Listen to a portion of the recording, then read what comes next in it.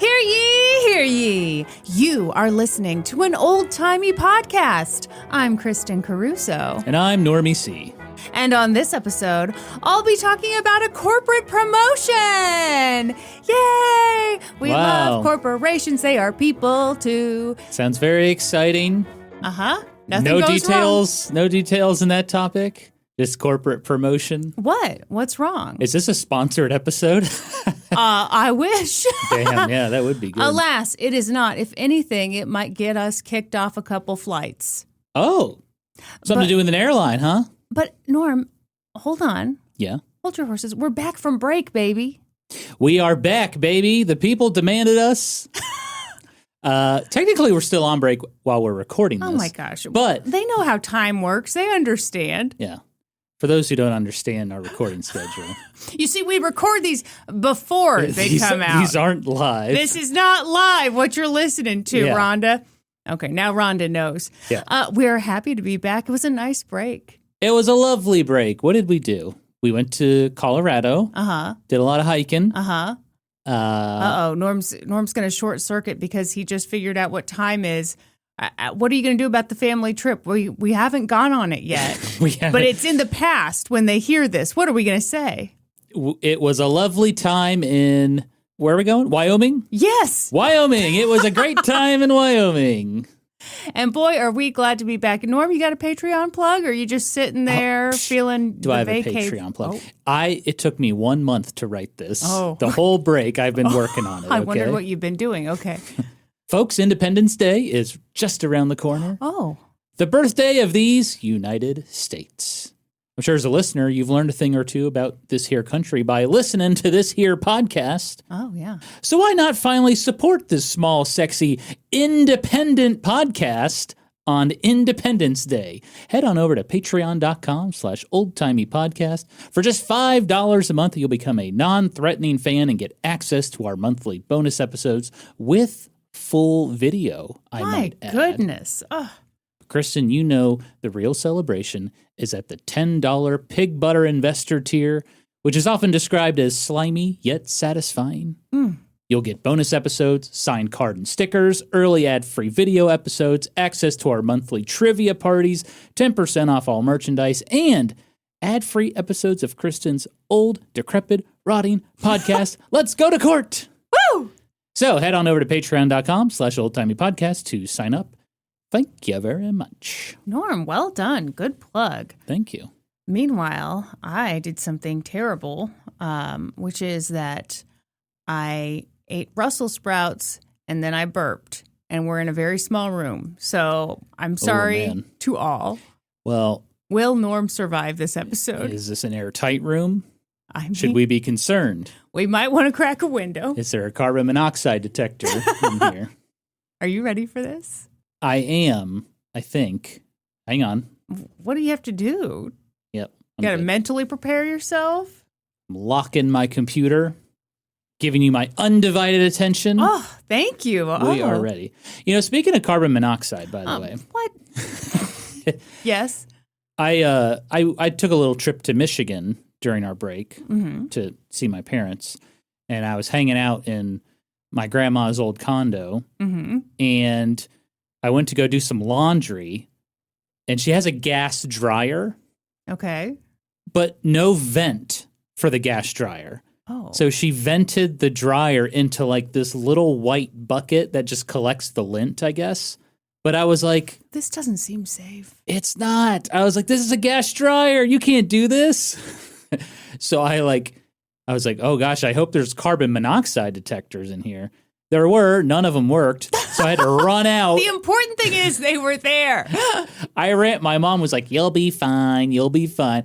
I was like, hell no. I ran out to Home Depot at 9:00 at night and bought a carbon monoxide. Hell yeah, I did. All right. Well, good. Safety first. I am not going to croak from the silent killer, carbon monoxide. / Kristin's burps after she eats Brussels sprouts. It's kind of funny. I bought the detector and I didn't even enter the condo. I was like, let me put in the batteries and turn it on first. And then I'll use it like a like a ghost hunting device as I entered the condo, and it didn't go off, so it's all good. Were you a little disappointed? You could admit you're a little disappointed. I mean, a little bit. You really wanted to be like, yeah, I could have died, Mom. Yeah, for me to tell my mom I told you so would be kind of satisfying, but no, everything was good. Well, that's devastating to hear that everything was safe.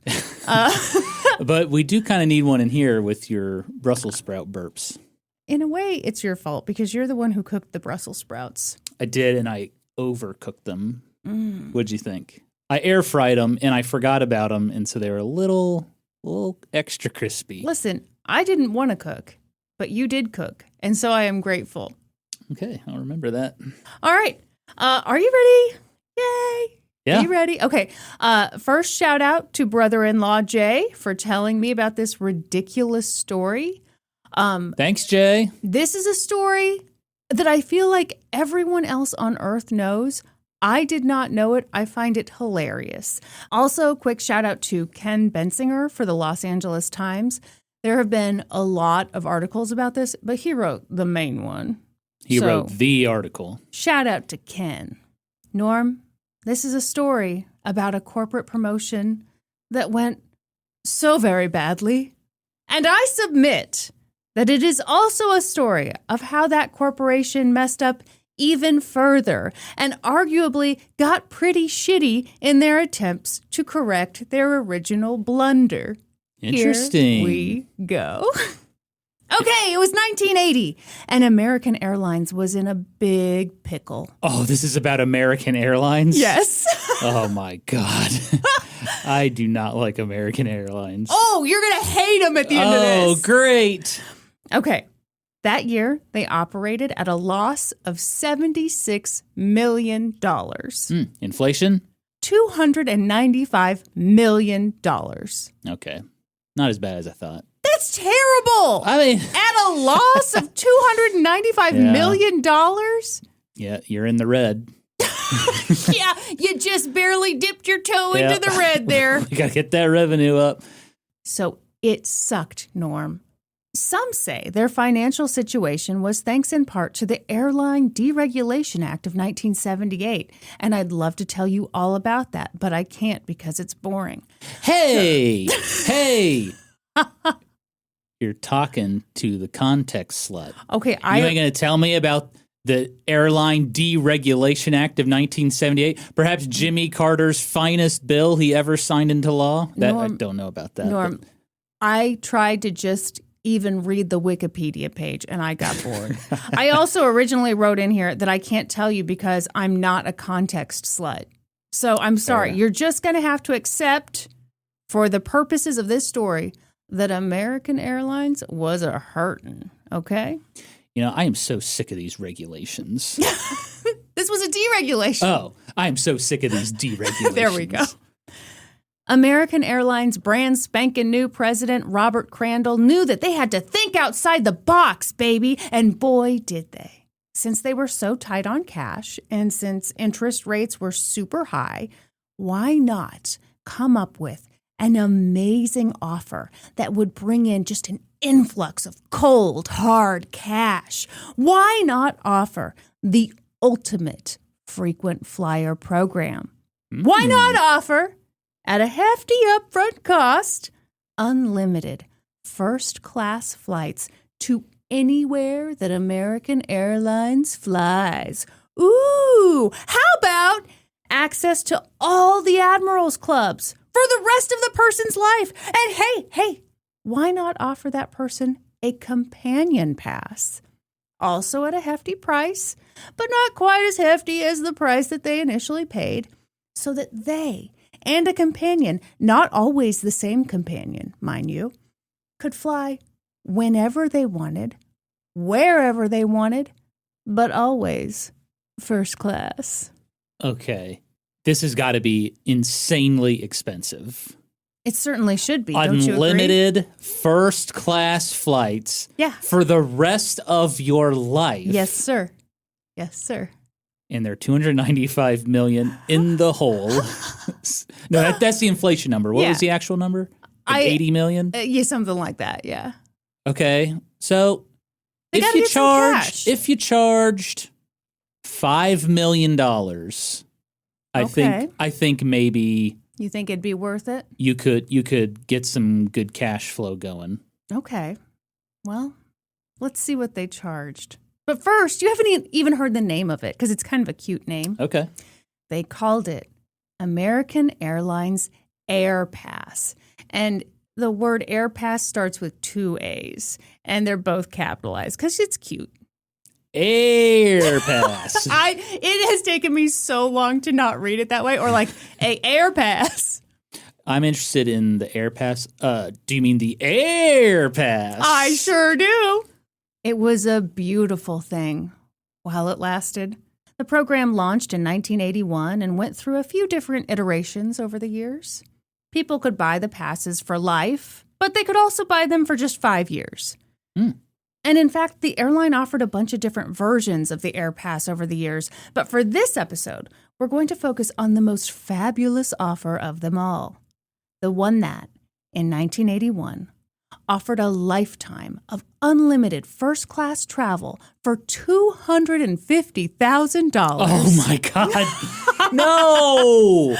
Plus, that's it? Plus a companion pass for, drum roll please. You're supposed to drum roll. Come on. $150,000. Are you ready for me to adjust for inflation? Sure. That's $882,000 for the lifetime pass. That's $529,000 for the companion pass. That is so cheap for Unlimited. lifetime, unlimited first-class flights. And I cannot stress this enough. The companion pass, it doesn't have to be the same person every time. Basically, you're just buying an extra ticket. Yeah. And you can give it to whoever you want. Whoever you want. Well, could you give it to your dog? I'm bringing my dog this time. I guess you could. I imagine. Well, no, it did say person. Okay. Although, well, waiting for we'll that keep court going. case. We'll keep going. American Airlines really needed people to buy this thing, so they even offered discounts to people based on their age. You know, if you're a senior citizen, the lifetime pass, might be a little shorter, so you don't pay as much. Do they realize you can, every day fly somewhere and then fly home the same day? Yeah, they realize that. They're an airline. They'd be really stupid to not realize that people are going to use this thing. Yeah, okay. Norm, what part of cold, hard cash do you not understand? They needed it, baby. I feel like I would go deep into debt to buy this pass. I agree. I just feel like the value just seems insane. It's an amazing deal. Yeah. I'd be paying the loan off the rest of my life, but at least I'm flying everywhere across the country. Well, wait a minute. What? And then if you have the companion pass, you could bring random people and charge them to fly with you, and then you could make your money back. Oh, Norman, you're getting ahead of yourself. Oh, sir. shit. So someone already thought of this. Norman, please calm down. I haven't even told you all the perks yet. You're so dazzled by the unlimited first class fly anywhere, anytime. You haven't even heard that every time you use your AirPass and the companion pass, you still rack up frequent flyer miles. Oh, my. So you still get all of those benefits, too. It's what? So you could just literally just rack up miles for free. Yeah. I mean, again. This is a really bad idea. Hefty up front. Yeah. Okay. So tell me more. Why you think this is so bad? This just feels not thought out at all. And companies need to understand that consumers will find every single advantage they can when you offer something like this. Well, these promotions. Norm, dare I say, in this case, you don't have to go hunting for the advantage. The advantage is right there in your face. Yes, there's not a lot of, you don't have to read the fine print or anything. It's just out front. Yeah. When management at American Airlines dreamed up the promotion, they figured that it would be really popular with companies. They figured that a lot of businesses spend tons of money flying their executives all over the place. So this promotion would probably be, for the business cats. What about rich people? Yes, Norm. They turned out to be wrong. So wrong. So very, very wrong. As the airline's president, Robert Crandall, put it, quote, the idea was that firms would buy this for their top performers. But as usual, the public is way smarter than any corporation. People immediately figured out that we'd made a mistake pricing-wise. Yeah, it's way too cheap. Yeah. Oh, take out a loan, get this pass, buy the companion pass, and then I'd put an ad on Craigslist being like, hey, you want to fly wherever? Come on, I'll $400 first class. Okay. I'd meet some interesting folks. You sure would. You sure would. I'm a little offended that in your fantasy you're not flying all over the world with your wife. No. Okay, hang on. Whose eyeballs you are looking into right now. Hang on. I got to pay this loan back, babe. Okay. So every now and then, I got to put out the Craigslist ad or the Facebook Marketplace ad. Oh, gross! Can you imagine? I'll come pick you up. We'll go to the airport. I'm just a totally normal guy. You have nothing to fear. Looking for a companion on this first class flight. I would like us to hold hands, but I just get nervous during flights. According to one article, 66 people bought the passes. Another article had a different number, but It seems low. Well, again, this is kind of in its infancy a bit. Who bought the passes? Well, there was Michael Dell of Dell Computers. Oh. There was Willie Mays of baseball. Hell yeah. Dennis Conner of yachts. Yachts, yep. And, of course, there was Mark Cuban of Shark Tank. Hey, he's known for more than Shark Tank. Dallas Mavericks. End of list. No, he had some software company. I can't remember the name of it. I didn't realize that he was a close personal friend of yours who needed defending on this podcast. Now, Norm, not everyone who bought a pass was a household name. Some of them were just people who had some money, who loved to travel, people who maybe, had a bunch of time on their hands. Yeah, maybe retired folks, late 50s, early 60s. Maybe. Life savings, retirement income. For example, some dude named Mike Joyce got into a nasty car accident and got a $4.25 million settlement. And he was like, well, I love to travel. I'll definitely buy an AirPass. Yeah. In his interview with the LA Times, he was like, I love Rome. I love Sydney. I love Athens. I love Vegas. I love Frisco. I love blah, blah, blah, blah, blah.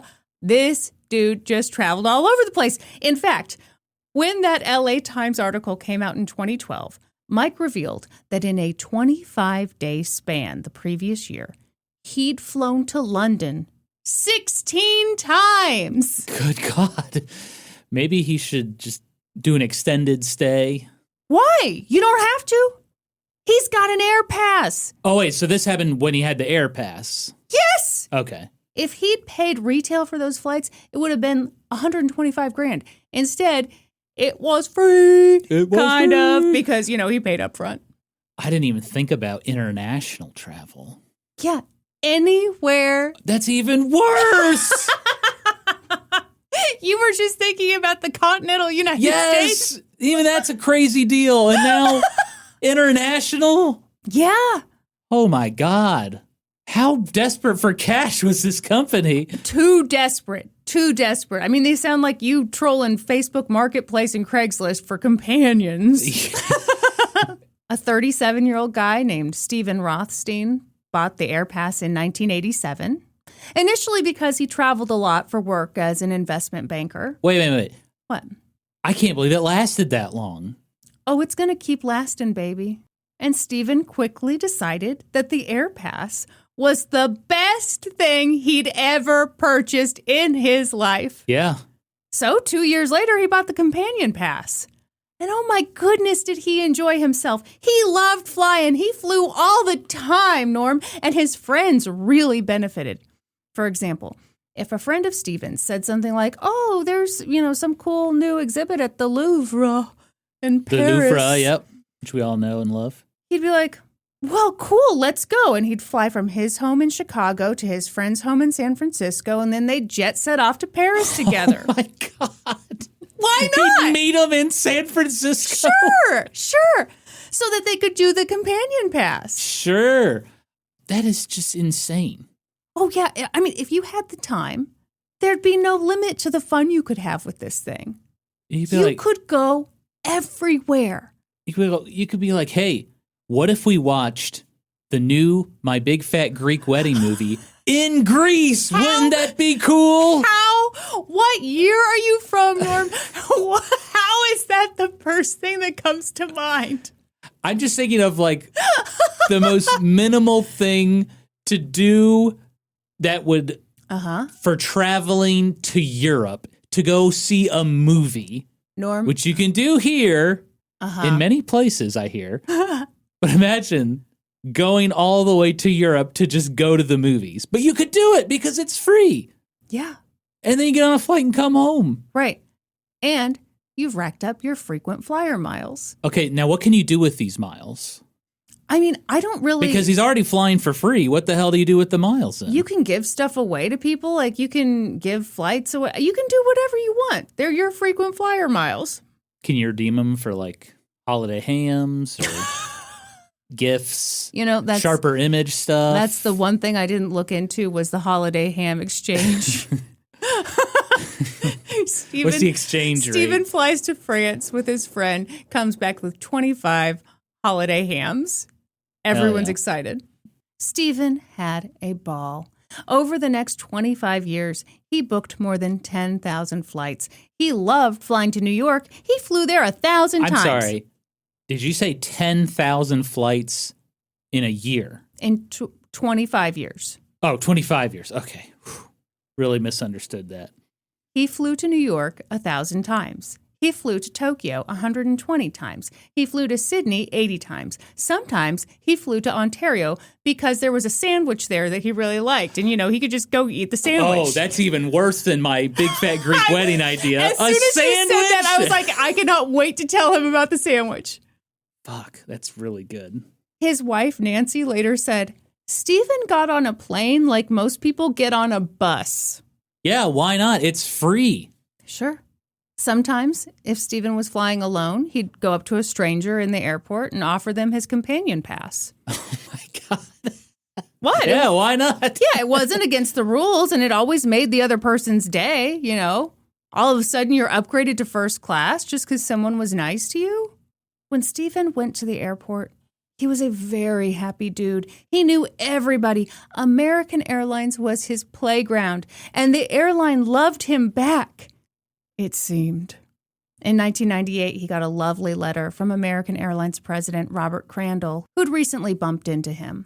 The letter read, in part, I am delighted you've enjoyed your AirPass investment. You can count on us to keep the company solid and to honor the deal far into the future.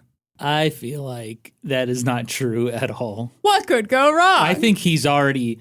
Like, American Airlines has clearly lost money from this man buying the AirPass. Norman, is it so unbelievable that I would just be telling you a nice little story about a corporate promotion where everything goes right for everybody? You are your father's daughter. No, that's the rudest thing you've ever said. Well, remember in his episode, we thought he was just telling us a lovely little story. No, I kept waiting for someone to get murdered. Yeah. Roll the tapes. You did catch on to him quick. Okay, so... Yeah, I'm just wondering when American Airlines can be like, in retrospect, that was a really stupid idea. Well, please. And how do you end that?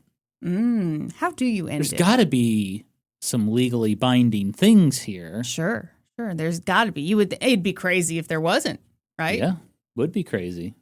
Another happy AirPass holder was a guy named Jacques Vroom, which is a very cool name. Jacques Vroom. Jacques also said that the AirPass was the best thing he ever purchased.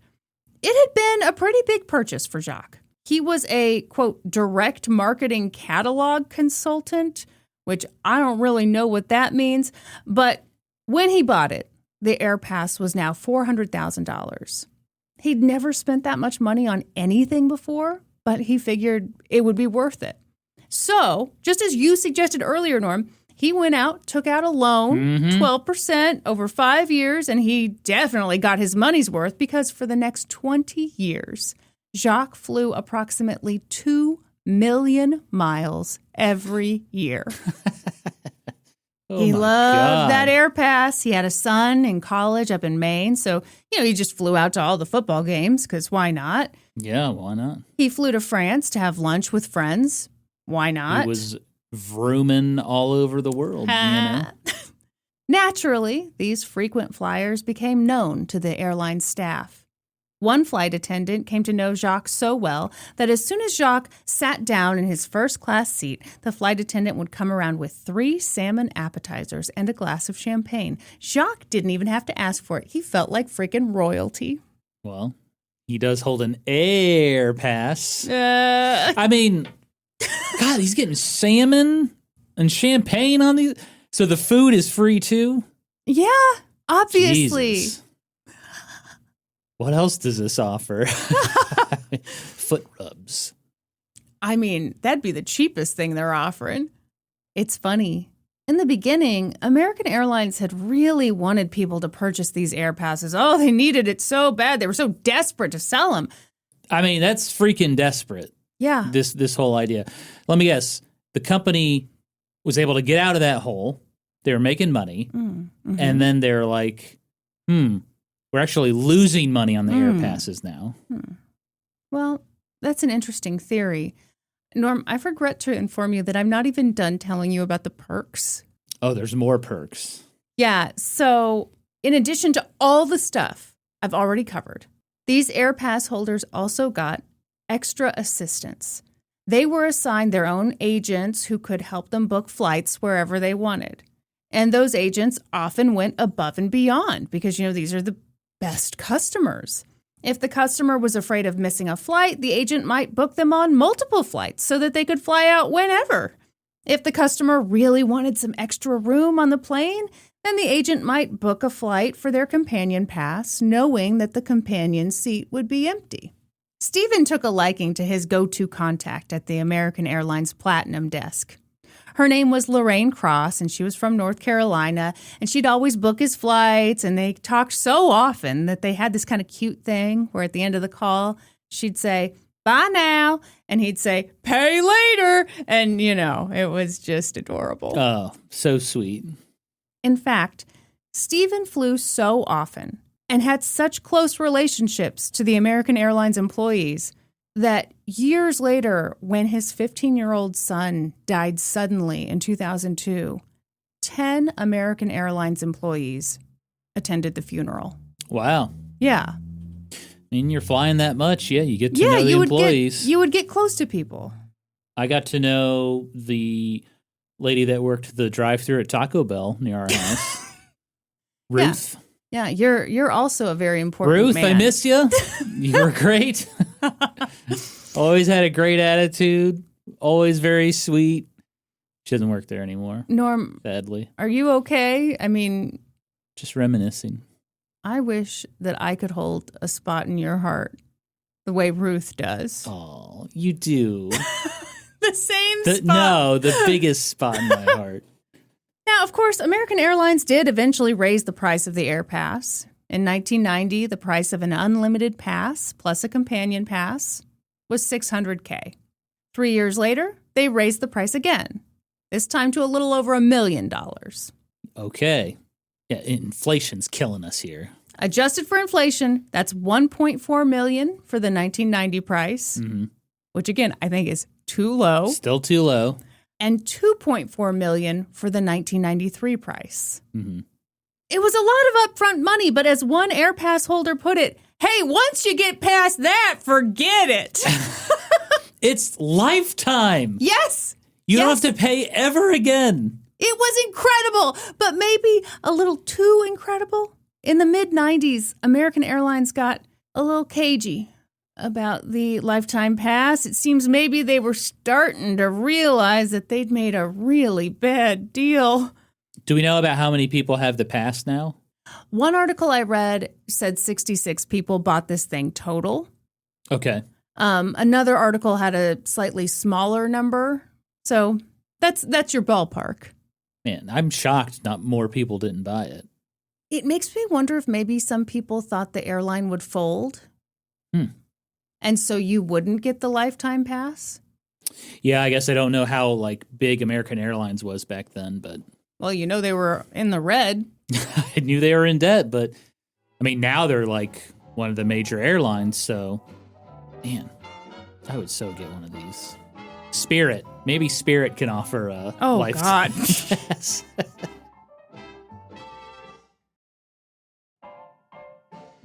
Like I said, in the mid-90s, things started getting weird. For example, this guy named Leon Hendry bought the 5-year pass in 1991. And as part of that contract that he signed, he was given an option to upgrade to the lifetime pass after 3 years. But once that time came where he could upgrade to the lifetime pass, he says the airline got a little weird with him. And they were like, hi, how about you actually don't get the lifetime pass? It's really not a good thing. Also, it's discontinued. Yeah, we discontinued it. Also, so stop asking about it. Hey, here's an idea. How about you give us your AirPass back? And we will give you money. Oh, a buyback program. And we will forget this whole mess ever happened.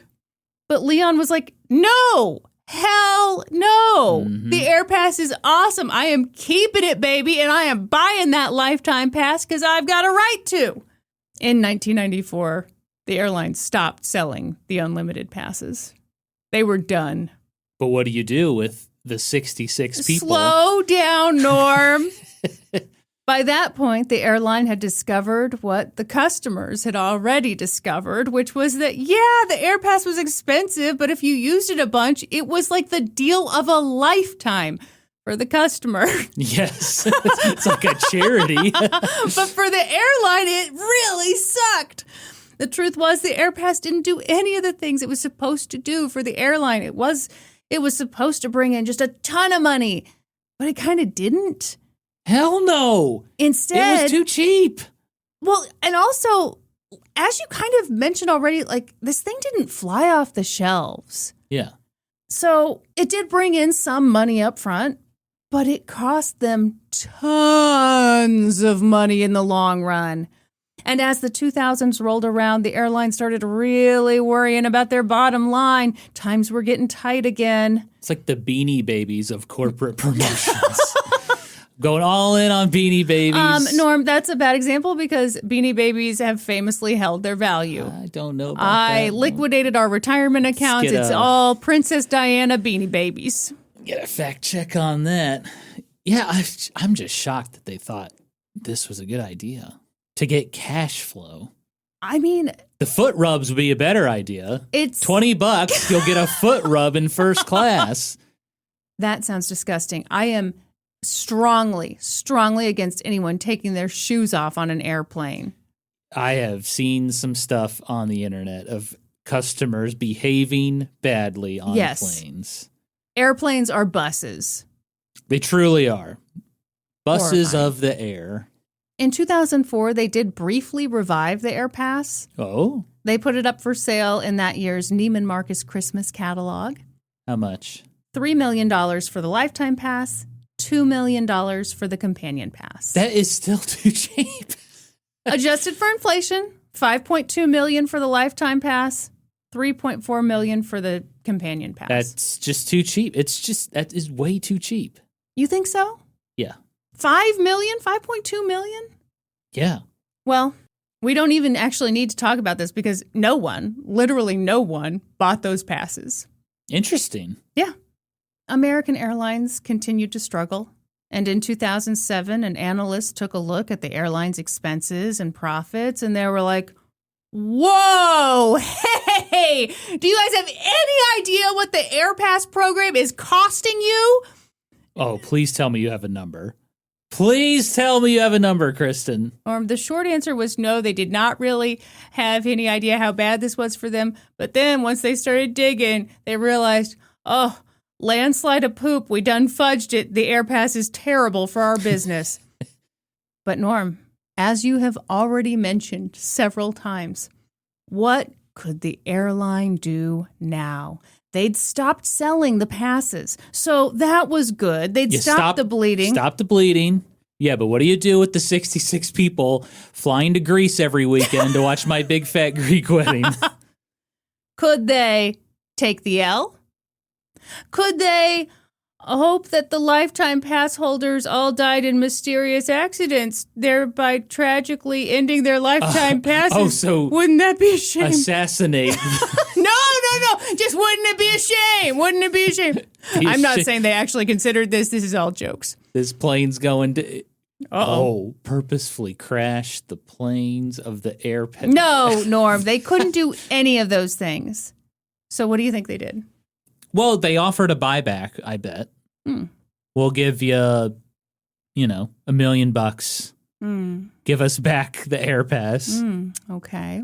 That's one idea. What if people are like, no, I really enjoy this. I fly to Ontario for sandwiches. The best sandwiches. Shoot. Well, they can't just say you can't do this anymore. That would lead to a court battle. Sure. Which is what happened when I went into the all-you-can-eat restaurant and just made myself a home. That's a plot on The Simpsons, Kristin. Yeah, what did they do? I don't know. Well, my guess is they said you can't do it anymore, and they got into a lot of trouble. Okay.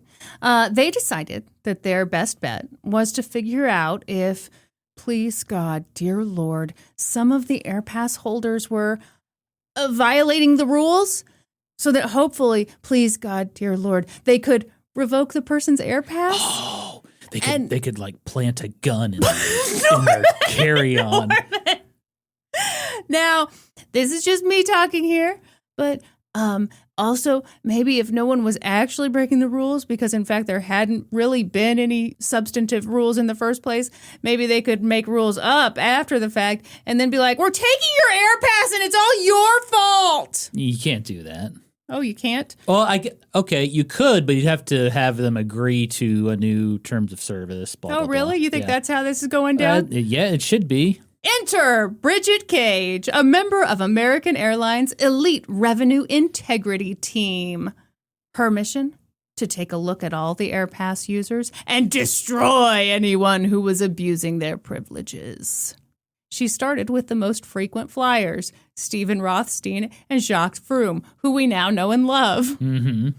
She pored over their records. By that point, Stephen had flown more than 30 million miles on his AirPass, and Jacques had flown nearly 40 million miles. And she was like, my God, these guys are costing us more than $1 million every year. Just these two dudes. And it costs them how much to buy the pass? Like nothing. Jacques paid $400K. Stephen paid, I think it was $250K. Yeah. And they both bought companion passes too. That's why the pass should have cost like $5 to $10 million. But it didn't. Yeah. And here we sit. So she's looking at these numbers and she's like, how is that even possible? What are they doing? Hopefully something fraudulent. Now, Norm, this is where things get sticky. Because what is misuse, really? Isn't fraud in the eye of the beholder, sort of? Sure. She discovered that Stephen, like I already said, sometimes met random people at the airport and was like, hey, if you want, you can fly on my companion pass. You'll get in first class. But that wasn't against the rules. Technically, no. This, of course, pissed the airline off, but their own terms and conditions hadn't forbid him from doing that. It was his companion pass. He could give it to whomever he chose. Yeah. So they took a different tactic. They noticed that over the course of about 4 years, he'd booked a little over 3,000 flights, and he'd canceled about 2,500 of them.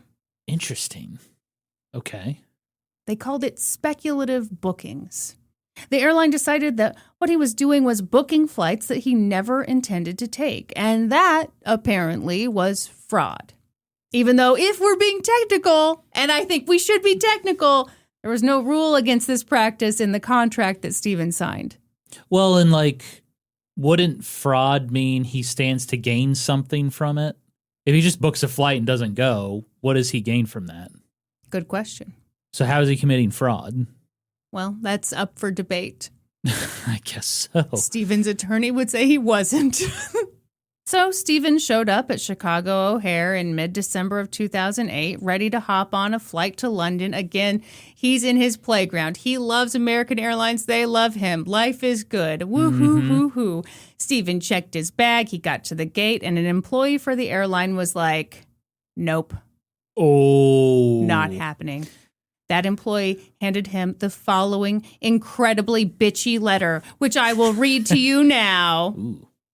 Mr. Rothstein, I write to inform you that, effective immediately, American Airlines is hereby exercising its right to terminate your AirPass agreement dated October 1st, 1987. As you know, speculative bookings are considered invalid. In fact, American has informed you on several occasions that speculative bookings are invalid and that the practice of holding speculative space for AirPass companion travel under another passenger's name with no intention of that passenger to travel on that flight is considered fraudulent behavior under Section 12 of the agreement. With regard to your AirPass, your booking and travel history shows numerous speculative bookings made by you for companion travel, bookings which are held up to the departure date with no check-in by the intended companions. In several instances, these bookings are then canceled by you after you check in, only to be reinstated to accommodate different companions who already possess paid-for coach seats on the very same American flights. Our investigation into your account shows multiple instances where you have approached other passengers for the first time at the gate and have offered them travel on your AirPass companion seat. American considers this fraudulent behavior, clearly violating Section 12 of the agreement.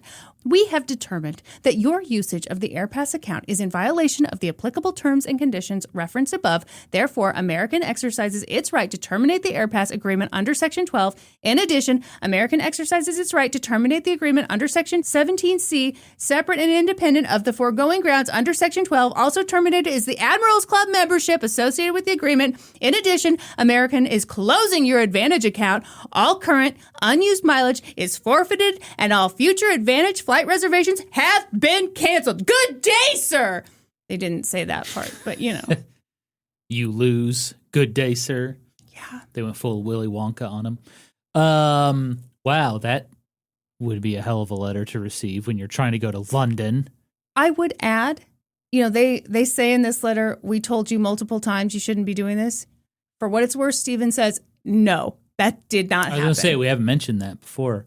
And I thought you could use your companion pass for like extra leg room. Right. So did Stephen. Yeah, it couldn't be fraudulent if you were just like, yeah, I'm bringing somebody and they're just not showing up because I just want the leg. Couldn't he just claim I just wanted the leg room? One would think. And we'll get more into what he was thinking. First of all, Stephen was shocked. He was devastated. But what could he do? He slunked out of the airport. He slunked out? He slunked out. What was he going to do, Norm? So shameful. Meanwhile, his freaking bag went off to London, and the airline didn't even help him get it back. That is rude. Rude. Stephen couldn't believe it. He went home and slept and slept and slept. He was really depressed. This had kind of become his identity. He even had the guest bedroom in their house. It had turned into his packing station. He was really good at packing, for obvious reasons. I mean, you're traveling the world full time now, basically. Yeah. So he kind of gets in this funk, but later he was like, wait, that was bullshit. How could they do that to me? Yeah, get a lawyer, dude. Lawyer up. So according to Stephen, when he bought the AirPass, they told him that there was only one rule, that he couldn't give anybody else the AirPass. And this was even before they started checking IDs to get on planes, which is unreal to me that there was a time when they didn't check that, but okay. He said that one time a guy offered him $5,000 to use his AirPass. And he's like, come on, I'll give you $5,000. They don't check IDs. What's the problem? But Stephen was like, no, I'm not risking it. I love this thing too much. They've got one rule and I'm following the one rule. The fine print says that they can revoke the AirPass only if American determines that an AirPass has been fraudulently used. I do want to pause because that bitchy letter that I read to you kept referencing Section 12. Oh, you violated Section 12. Right. I want to read you Section 12 of the contract that he signed. Okay. It's titled Fraudulent Usage, and it reads, if American determines that AirPass has been fraudulently used, American reserves the right to revoke the AirPass and all privileges associated with it. Holder will thereupon forfeit all rights to the AirPass without refund and will return the AirPass card, and this agreement shall terminate. So this is where I think it gets sticky because I don't think a contract has to list all the things you can and can't do. Yeah. That would be insane. But it really does seem like they retain all the power to kind of arbitrarily determine what is fraudulent. Mm-hmm. That bitchy letter also mentioned the companion pass. Oh, you've been fucking up using this companion pass incorrectly. Right. So here's what the fine print reads on that companion pass. It allows him to, quote, take along one accompanying companion of any age per flight. So Stephen's like, nowhere does it state that I have to have known this person for a long time. Yeah. It's just a companion. Why can't I go up to someone in the gate and just offer it to them? Absolutely. Stephen was so pissed off that after a while, he had no choice but to look himself in the mirror and say, let's go to court. So yeah, he was not going away quietly. He saw this for what it was, which was the airline sold something which turned out to be a bad deal for them, and now they were trying to renege on the deal. Yeah. He told ABC News, quote, a deal's a deal. I've made deals in business which I've regretted 5 minutes later. But a deal is a deal. I'm big on taking the L. Yeah. I really am. I don't see what other choice you have. Yeah. It's like when you're driving and you miss your exit. Uh-huh. You got to take the L, take the next exit, turn around, and go back, and then take the correct exit. As opposed to people swerving over 5 lanes to make sure they get to their exit. They've got to go to Taco Bell, Norm. I've got to take this exit. It's there's a saying I read the other day that was like, bad drivers never miss their exit. I love that. And it's like, yeah, that's true. That's really funny. Yeah. So yeah, just take the L. It's okay. We all take the L sometimes. What about the bottom line, Norm? See, yeah, these freaking businesses, that's all they care about. Bottom line. And it's like, okay, you made a bad business deal. You've stopped the bleeding. Mm-hmm. This won't last forever. Like these AirPass people are going to pass away eventually. Uh-huh. So like, yeah, just take the L, man. So to recap, you think that the airline handled this situation with Stephen incorrectly? Yes. Are you ready for them to fuck it up on a whole other level no. with shock? What they do to poor Mr. Vroom. This one is too much. So meanwhile, they're still looking into their other all too frequent flyer, Jacques Vroom. And while their tactics with Stephen were kind of ice cold, I'd say their tactics with Jacques were kind of creepy. Jacques was similar to Stephen in that he obviously flew a ton, often with different new companions. But Jacques was different because he often would fly internationally with someone and then fly back home immediately after landing. And that led the airline investigators to think that maybe Jacques was selling his companion pass to randoms, which was for sure fraud. Though, I do hate to be technical, this was not explicitly barred in the contract that Jacques signed. Yeah. And I would think that it would be kind of a foreseeable one that you would want to mention. Well, and is it fraud? Again, Jacques doesn't think so, and I kind of don't think so either. Think that constitutes fraud. If he bought these passes fair and square, what's the problem? If someone gave me 2 tickets to a concert, and I sell one of the tickets to somebody, that's not fraud. Well, and you're not even doing that. I mean, he's flying with someone somewhere and flying back. I'm going to the Boyz II Men concert with some random person. Again, what year is it in your head? It keeps changing. It's the golden years. It's what I remember, late 90s, early 2000s, all right? My big fat Greek wedding, Boyz II Men, some Amanda Bynes movie, you know, the good days, the good old days, as they say. Would you like to know a little bit more about Jacques Vroom? Yeah.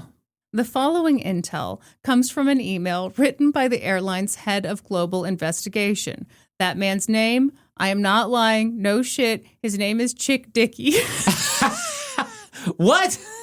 Chick Dickey? And if there's anything you should know about Chick Dickey, it's that judging from his emails, which are ridiculous, this man has no idea when to use quotation marks, but he is nonetheless a big fan of them and uses them all the time. His name is Chick Dickey. His name is Charles Dickey. Why you would go by Chick when your last name is Dickey, I really don't understand. There's a lot of great names in this episode. Oh, amazing. None better than Chick Dickey. I hate to... Chick Dickey... We've peaked. Is something for everybody. Chick Dickey is my picky for the number one name on this episode. So, according to the internal emails, Jacques was 6'5", a white male living in Dallas, Texas, who'd amassed a considerable personal fortune working in marketing for the business and entertainment worlds. Jacques had prominent, wealthy friends, including Why are they investigating Hollywood him celebrity. What do you like a freaky? Like he's some agent or something? What do you mean, Norm? It's like a spy. Are They they spying on this man? Fraud. This man is stealing $1 million from them every year Right. because it's something they set up legally. But You hey, sold it we to don't want to him. hear that. You sold it to him. According to Chick Dickey, Jacques had even, quote, brazenly advertised over the internet about his ability to provide domestic and international airfare to others. This was fraud. Jacques had been a bad boy. The airline was sure of it. The circumstantial evidence was all there. Now all they needed was a confession. Truth was, the AirPass managers and Corporate Security's Revenue Protection Unit had all tried to catch Jacques in the act. They'd stopped him in the airport and asked him if he had sold his companion pass. Did you do this? And they'd stop his companions and ask them, did you pay Jacques to be on this companion pass? But alas, Jacques had been, according to Chick Dickey, virtually untouchable. Damn. I wish he would have said, Chick Dickey said Jacques was real tricky. Oh, you just want everything to rhyme? When your name's Chick Dickey, hell yeah. I appreciate the drama that Chick Dickey brought to this situation. We've tried talking to him, but he's virtually untouchable. Chick Dickey said Jacques was tricky. This situation was very sticky. This sounds like you're trying to write a children's book. I'm going to go to the bar. A corporate. Oh, and go to drink the bar. Great. now Mickey Low Blight. Well, now the kids can't read it because you're encouraging drinking. Yeah. Wow. There goes that idea. Go to the bar and drink with Mickey Mouse. Oh. A water. Oh, gee, Mommy and Daddy, is it true Mickey and Mouse is sitting at every bar? I guess I'll go to a bar now. See what you're doing to the fabric of our society, Norm. Okay, so they're going full Born Identity on fucking Jacques Vroom. I guarantee here. you, Chick Dickey has 5 unpublished detective novels on his laptop right now. I mean, it's what he was born for. So here's the thing. They tried to talk to Jacques. He didn't crack. They tried to talk to his companions, but the companions didn't crack either. And by that, I mean that when asked, they firmly and confidently said, no, I did not pay him for this ticket. He is allowing me to fly for free on his companion pass. Norm, to the folks at American Airlines, that meant one thing. These companions had been coached by Jacques. Okay, this is going way too far. Ooh, Jacques was mad. Oh, you think it's too far now? Oh, just fucking wait. Oh my God. Sometimes airline employees just watched Jacques and his companion. Sometimes he and his companion barely spoke to one another. Some companion, they were clearly strangers. This was clearly some sort of business arrangement. Who cares if they're strangers? There's nothing in your AirPass that says you can't bring a stranger on the flight. Yeah, but if they're strangers, doesn't that kind of mean that they're paying him for the companion pass? And isn't that for sure fraud? And should we just punch him in the face right now, or do we have to wait until we get some actual evidence? I really liked my idea of just planting a gun on him and calling it a day. That would have been way cheaper than all this bullshit. Here's the thing, though. They still didn't have any real evidence against him, and the people who were using his companion pass weren't squealing. Part of what made this investigation so hard was that the types of people who used his companion pass were people like Jacques. Wealthy people, established people, people who absolutely were not going to be intimidated by some dude in a uniform asking them in an intimidating tone whether or not they pay Jacques for their ticket. It was terrible. What was the airline gonna do? They needed a miracle. And then? A miracle. Then? Oh, glory, glory, hallelujah. The airline discovered that Jacques had just booked a flight from London to Nashville with a young man who was unlike any of his previous travel companions. Oh, so they can get him to squeal? Yeah. Young and influential. Easily influenced, I think is what you mean. Yes. Bingo. I'll let Chick Dickey describe the young man, whose name is Oyan Mukherjee. This passage comes from an internal email. Unlike the vast majority of Vroom's other companions, Mukherjee is very young and seemingly inexperienced. Totally unlike most of Vroom's other fellow travelers, Mukherjee appears to be a struggling musician, a mandolin player, originally from Kansas and currently trying to break into the music business in Nashville, Tennessee. Why did he use quotations there? Norm, I don't know. Break into? Yeah, Chick Dickey loves quotation marks, does not use them like appropriately. A crime metaphor? Ever. Break into? At first glance, Mukherjee appears to be naive, without financial wherewithal, and most probably very anxious to return home. Needless to say, absent Mukherjee's highly unlikely ability to come up with the full price of airfare, going home is not going to be a viable option for him. Wow. This is gross. By the way, it's just weird now. It's getting weird. It's so weird. It is so freaking weird.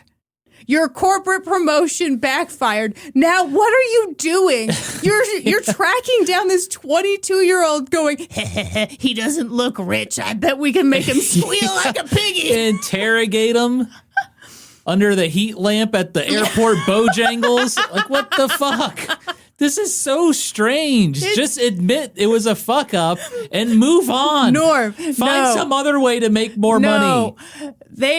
The American Airlines folks are thrilled because there's a struggling musician from Kansas, of all places, and they're going to make him cry.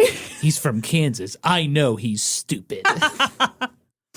In other words, Jacques was flying to London with someone else on his companion pass, but that companion didn't look like an easy target for the investigation, so they were letting that guy slide. But once Jacques arrived in London, he was scheduled to pretty much immediately turn around and fly from London to Nashville with Oyan, who the airline deemed the weak link. Jesus Christ. This could be a hilarious movie. Oh, it could be a Coen Brothers movie for sure. Oh, yeah. This is like Burn After Reading levels of which I ridiculousness. love. Yes, which is one of Kristin's favorite movies. Oh, my God. Brad Pitt as Chick Dickey. Oh, man. Amazing. Oh. Amazing. Chef's kiss. So the airline's plan was to wait for Jacques to arrive in London, and before he could even think about meeting up with Oyan or flying back to Nashville, they'd come up to him and be like, Jacques Vroom, your bad boy days are over. We are revoking your AirPass. You will never fly on this airline again. Meanwhile, they'd wait for Oyan to show up at the London airport, where he would be greeted by a corporate security representative who also happened to be a former NYPD detective. That is not a joke. God. They really did this.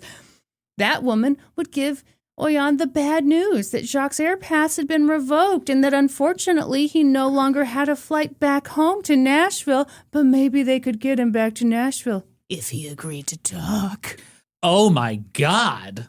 And if he cracked under the pressure, well, then they'd finally get the admission they'd been hunting for all along. This is nuts.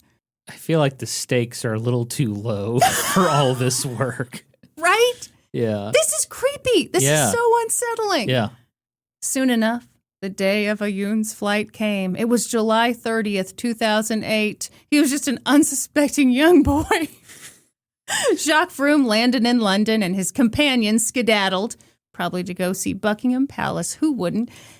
And Jacques was given the bad news in the form of, you guessed it, a very bitchy letter, which I will read to you now. Oh, boy.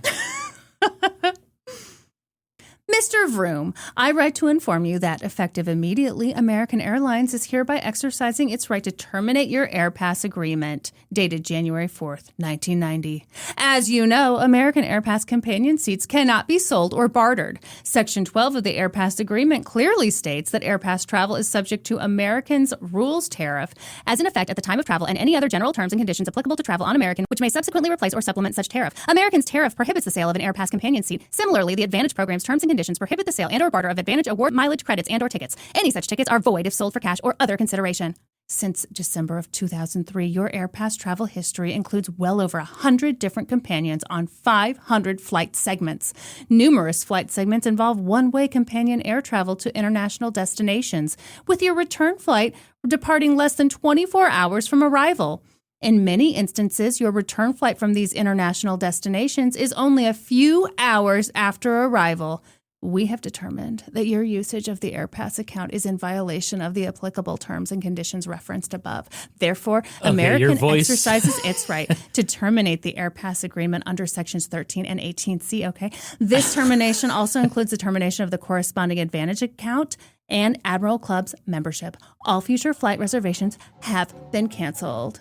Good fucking day. Okay, I hope I never see your face again. It's formed like a Valley Girl accent midway through the letter reading.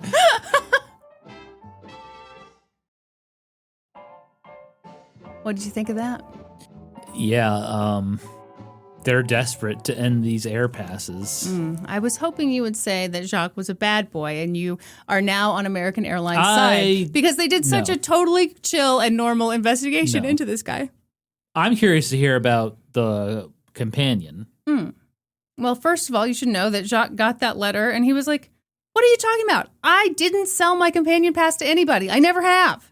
This Oyan guy went to the same college as me. I met him through a friend. I'm just doing this as a favor. No money was exchanged. But they didn't want to hear that. Meanwhile, I got to get this Oyan guy to squeal.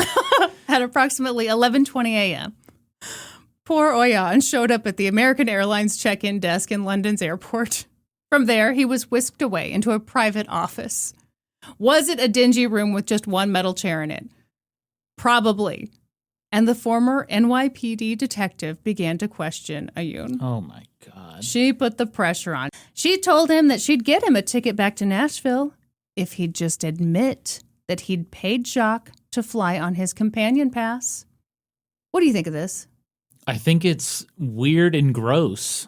I think it's so disturbing.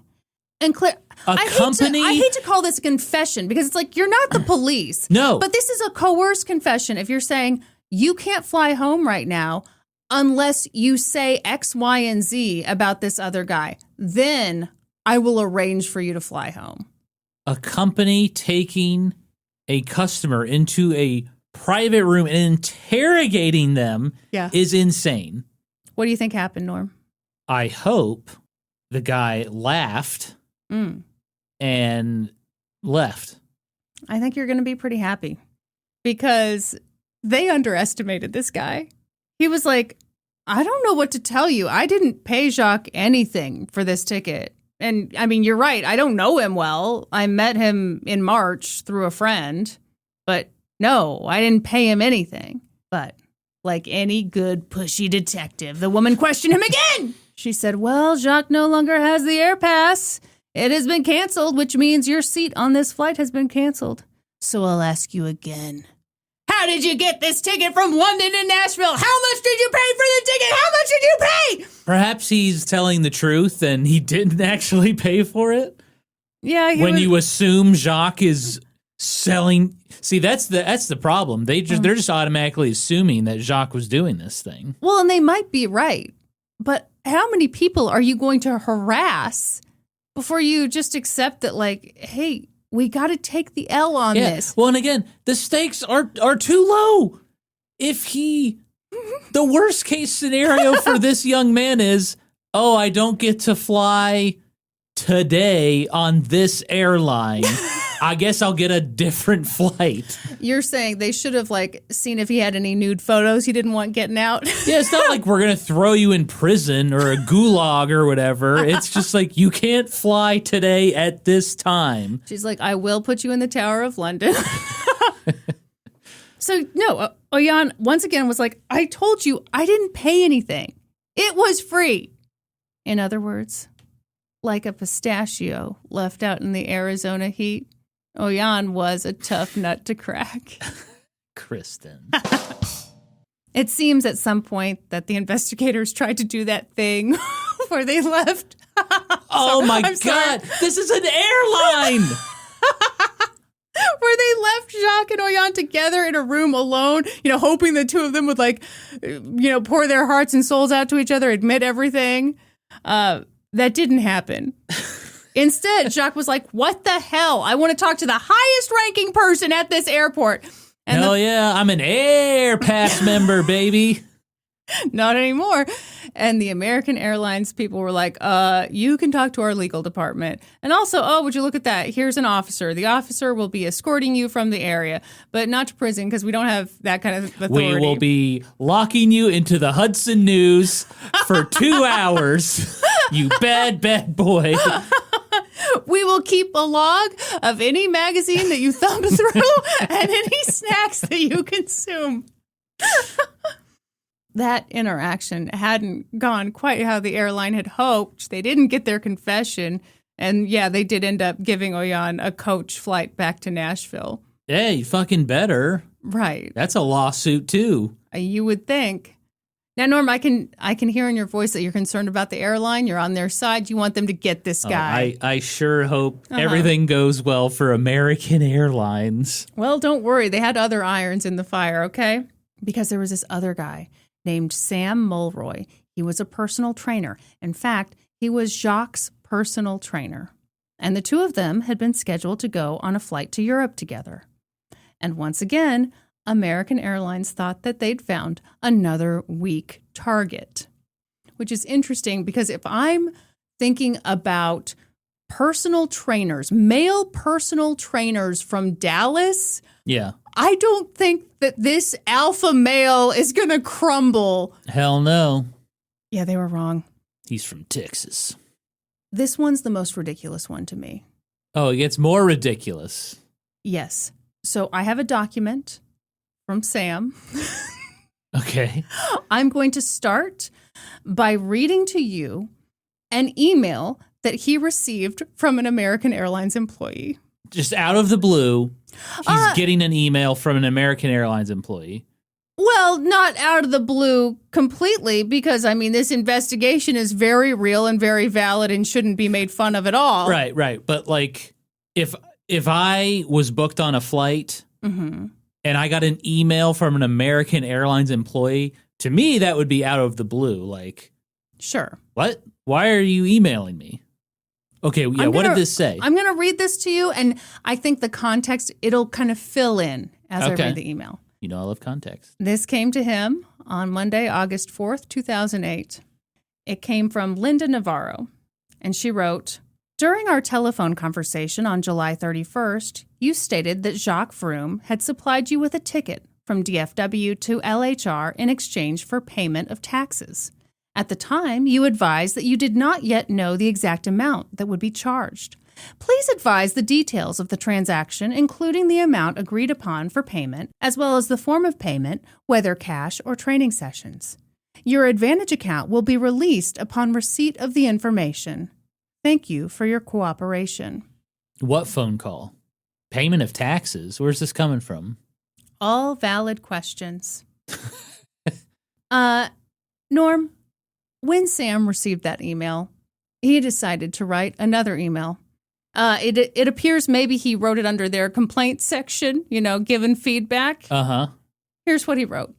To whom it may concern, I am basically being extorted by an employee of American Airlines.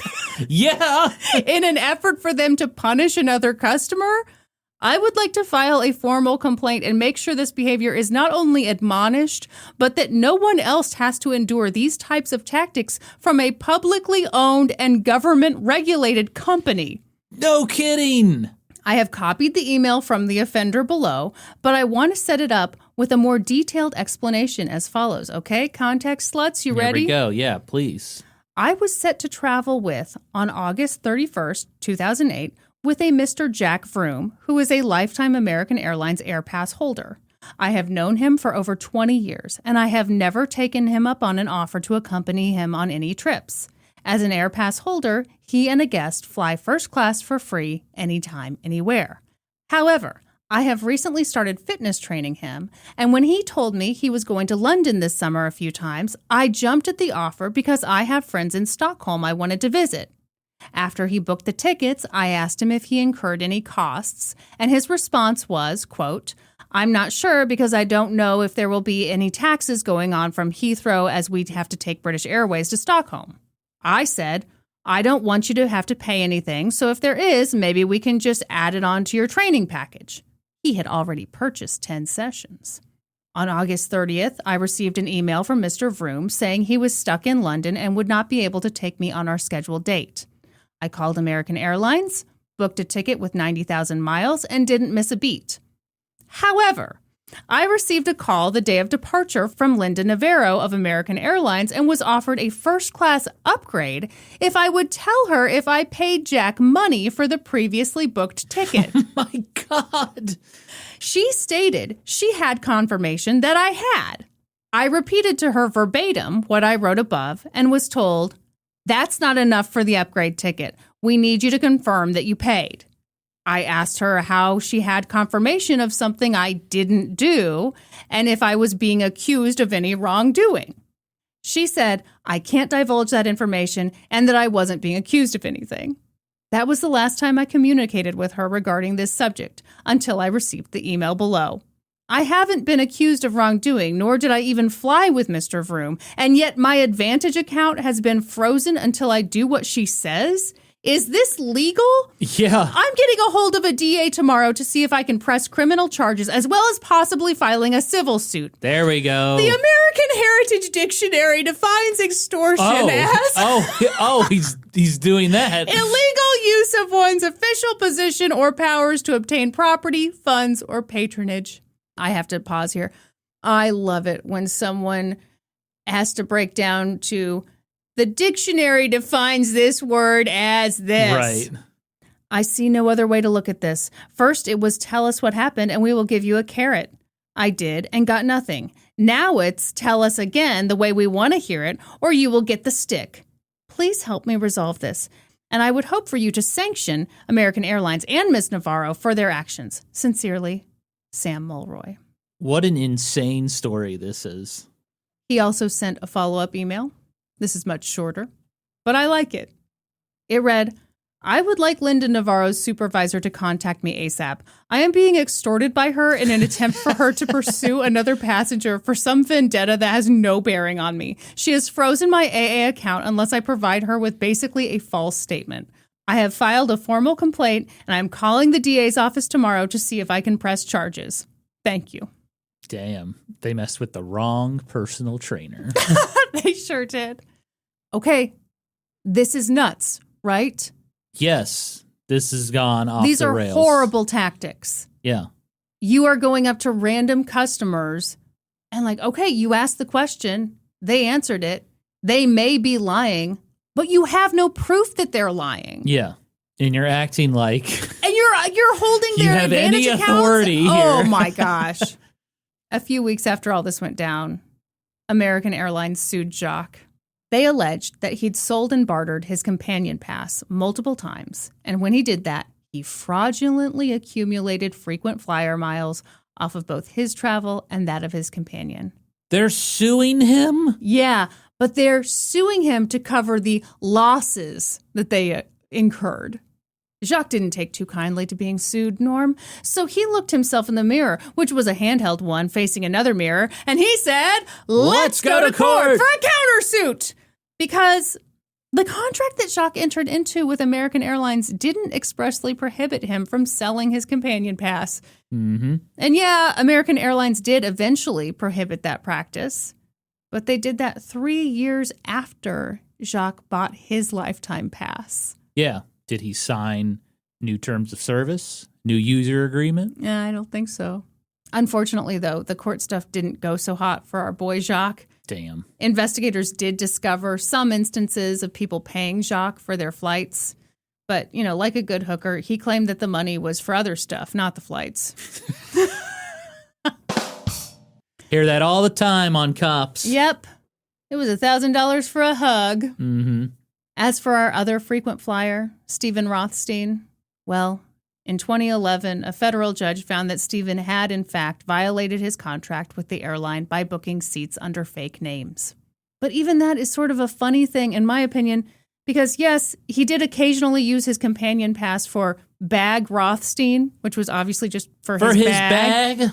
But Stephen never used a computer to book his reservations. He only ever booked those reservations with the help of an American Airlines employee. And when Stephen's favorite booking agent was deposed for the lawsuit, she said that the airline never gave her any kind of written directions on what she was and was not allowed to do regarding making reservations for customers at his level. And further, Stephen says that when he bought his companion pass, the airline sold it to him as something that he could use to keep the seat next to him empty. The example they used was Yo-Yo Ma. They were like, Yo-Yo Ma flies all the time with his cello in the seat next to him. You can do the same thing. You can have your documents there. You can do whatever. Yeah.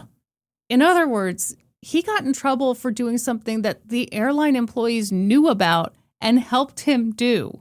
And that other people do all the time. Well, maybe not with the AirPass. No, but people buy extra seats for all sorts of reasons. Well, yeah, but they're okay with that. They just didn't like that he was getting such a good deal. Well, too fucking bad. You came up with the deal. So he lost, but did he kind of lose? Because then the company that owned American Airlines filed for bankruptcy. So all this stuff is still kind of up in the air. Har, har, har. Get it? But for Stephen and Jacques, it meant the end of their air passes, which was a sad thing for them. It is sad. Worth noting, one other AirPass holder also had his pass revoked. He'd actually talked openly to the media about how he sold his companion pass to random people. He talked about it on the news, and then years later, the airline came after him and revoked his pass. But he was like, I'm not going to sue them. I can't beat American Airlines. Yeah. So he just let it go. Well, and he definitely got his money's worth, I'm sure. So it's like, well, that was a great time. Other people still have their lifetime air passes, though. Really? And Mark Cuban? Don't you think he has a private plane by now? He definitely flies private now, but I'm just wondering if he's still an AirPass holder. Jacques has an interesting theory about why some people still have their air passes and why he doesn't. Okay. He said, American was hurting and went after the most vulnerable air pass holders to free up cash. People they knew wouldn't fight back. What do you think of that?